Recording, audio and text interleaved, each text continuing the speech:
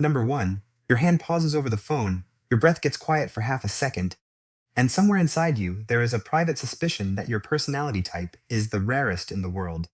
Not because you think you are better, not because you want a special label, but because ordinary life has always seemed to ask you to speak in a language that was too flat for what you were actually feeling. You can sit in a room full of people and still feel like you are standing backstage behind your own face. You can laugh at the right moment, nod at the right sentence, answer the simple question, and still feel quietly exhausted because some deeper part of you is processing the emotional temperature of the room, the unfinished tension in someone's voice, the meaning beneath what was never said. And for years, people may have called this too sensitive, too intense, too complicated. But what if it was not a flaw? What if it was an inner architecture built differently? What if the thing that made you feel lonely was also the thing that made you capable of seeing what others walked past? Before we get to the signs, we must understand what makes a personality type this rare. Number 2, according to the Myers-Briggs system, inspired by Carl Jung's work on psychological type, the INFJ configuration is often described as one of the rarest personality patterns, estimated at only about 1 to 2% of the population. That is the first misunderstanding that needs to be removed from the room. The real point is structure. The INFJ mind is often described around dominant introverted intuition, or NI, and auxiliary extroverted feeling, or FE. In everyday language, this means your brain is constantly building invisible bridges between tiny fragments of information, while your emotional system is quietly absorbing the atmosphere around you. It is pattern synthesis, it is emotional regulation. It is walking into a normal conversation and feeling the furniture of the room before anyone has pointed to it. That is why you may seem calm while your inner architecture is working like a cathedral full of silent machines. You are not detached, you are not absent. You are simply living in a dimension most people do not know exists. And sometimes that dimension is beautiful, sometimes it is heavy, sometimes it feels like carrying a whole room's inside your chest, while everyone else thinks you are just being quiet. Now let us move to the signs. Number 3, you sense where things are going before anyone else wants to admit there is a direction. You hear one sentence at dinner, and your fingers tighten around the glass because something in the tone feels slightly misaligned. You read a message that looks harmless, but your stomach drops because the rhythm is different from yesterday. You watch two people smile at each other, and before the argument begins, before the silence becomes obvious, before anyone says the room has changed, you already feel the crack forming under the floor. This is not magic, it is not paranoia, it is introverted intuition doing what it does best, collecting small pieces of reality beneath conscious awareness and arranging them into a future shape before language can explain it. Carl Jung's framework would describe this as a mind oriented toward hidden patterns, symbolic movement, and unconscious synthesis. In ordinary language, your brain is reading the room like weather pressure. A small pause becomes thunder, a forced laugh becomes a storm warning. A repeated excuse becomes architecture built on sand. And this is where the hypervigilance radar becomes painful. Because when you mention what you see too early, people may call you negative, dramatic, suspicious, too much. They do not see the quiet calculations happening behind your eyes. They only see the conclusion, and conclusions without visible evidence make people uncomfortable. So you learn to swallow your predictions. You learn to stand there like Cassandra, knowing the shape of the fire before anyone smells smoke. Sign 2. Number 4. You are not exhausted by people. You are exhausted by surfaces. There is a difference. You can answer emails. You can sit through meetings. You can smile at the neighbor in the hallway and say the ordinary little sentences people use to keep the world polite. You can talk about weather, traffic, deadlines, groceries, weekend plans, and the thing someone watched last night. But after too much of it, something inside you starts to go hollow. Not angry, not superior, just underfed. Because your mind does not only want contact, it wants cognitive depth. Psychology has a name for this kind of hunger, and Big Five personality research places it close to high openness to experience, the trait connected to imagination, complexity, meaning, and the need to explore what is underneath the obvious layer of life. For you, shallow conversation can feel like standing in a hallway where every door is painted on the wall. It looks like connection, but nothing opens. And this is why you may leave a social gathering feeling quietly exhausted even though nothing bad happened. Nobody insulted you, nobody rejected you, nobody did anything wrong. Still, your inner architecture feels starved, because the soul of the conversation never moved beyond the lobby. This is not antisocial behavior. This is not arrogance. This is not you being difficult. It is a depth system trying to breathe in a room with no windows. Sign 3. Number 5. You absorb emotions before you have time to decide whether they belong to you. Someone sits beside you and says they are fine, but their knee is bouncing under the table. Their smile arrives half a second late. Their voice has that small, dry edge people get when they are trying not to collapse. And suddenly your own chest tightens. Your fingers become still. Your attention bends toward them like a plant bending toward light, except the light is pain. This is the burden people rarely understand about deep empathy. It is not simply caring. It is not simply being nice. It is not having good manners or knowing what to say when someone cries. For some people, empathy is an action. For you, it can feel like an invasion. Neuroscience research on mirror neurons helps explain why. Mirror neurons fire in the observer's brain when witnessing another person's emotional or physical state, creating a kind of internal simulation. In everyday language, your brain does not just notice suffering, it rehearses it. It brings the other person's weather inside your own body. So when you walk into a tense room, you may not know why your shoulders rise. When someone hides disappointment behind politeness, you may feel the bruise before they say the sentence. When a friend casually says, "It is fine," you may hear the whole unspoken paragraph sitting behind the word fine.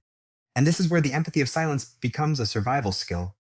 Sometimes you go quiet because you do not know how to speak without breaking open what everyone is pretending not to feel.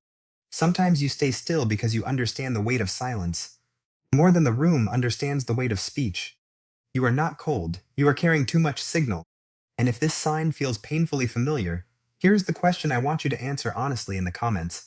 Which number has felt most like your life so far? Not as a performance, not to prove anything, just as a small signal to someone else watching quietly that they are not alone. And if this kind of language helps you understand yourself with more compassion, you may want to stay close to minimalist psychology, because the goal here is not to label you. It is to help you stop blaming yourself for the architecture you were born inside. Sign 4, number 6, your inner world is not a place you visit. It is a place you live. You can sit in a quiet room, stare at one corner of the wall, and appear to be doing nothing, while an entire cathedral of thought is unfolding behind your eyes. A conversation from 3 days ago becomes a hallway, a sentence becomes a staircase, a feeling becomes a room you keep walking through, touching the walls, trying to understand what it was made of. This is one of the most beautiful and dangerous parts of the Infei pattern. Introverted intuition can create a private sanctuary so vivid that the outside world begins to feel thin by comparison. Your mind can simulate futures, repair old conversations, build symbolic maps, imagine someone's hidden pain, and search for the meaning behind a life event that everyone else has already moved past. At its best, this inner world is creative, it is sacred. It is the place where pattern synthesis becomes insight, where loneliness becomes language, where pain becomes understanding. But a sanctuary can become a prison when you forget where the door is. You may replay the same moment until your jaw tightens. You may turn one small look into a whole trial inside your mind. You may lie in bed at 1:47, eyes open, body tired, brain walking through rooms that no one else can see. And then people say you are overthinking. But that is too small. You are not simply thinking too much. You are trying to make the world coherent enough to survive inside it. Sign 5. Number 7. You cannot stay where life has no meaning just because everyone else calls it normal. This is not restlessness. This is not immaturity. This is not you being unable to appreciate a stable life. A relationship can simply be safe enough, familiar enough, socially acceptable enough to continue. They can place themselves inside a life that works on paper and slowly teach their soul to stop asking questions. But you cannot do that for very long. Your body notices when your days are built on sand. Your hand pauses on the office door handle before you walk in.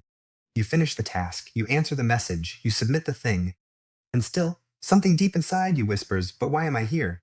Psychiatrist Viktor Frankl called this the will to meaning. He argued that the deepest human drive is not pleasure or power, but meaning itself. And when that meaning is absent, what forms inside is not ordinary sadness. It is structural hollowness, a room with furniture but no foundation. This is why you may have left situations other people told you to tolerate. This is why you may have changed paths, disappeared from certain circles, ended things that looked fine, or refused to build a future inside a place where your spirit kept shrinking.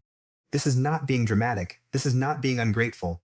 This is a nervous system that cannot survive on emptiness and call it peace. Sign 6.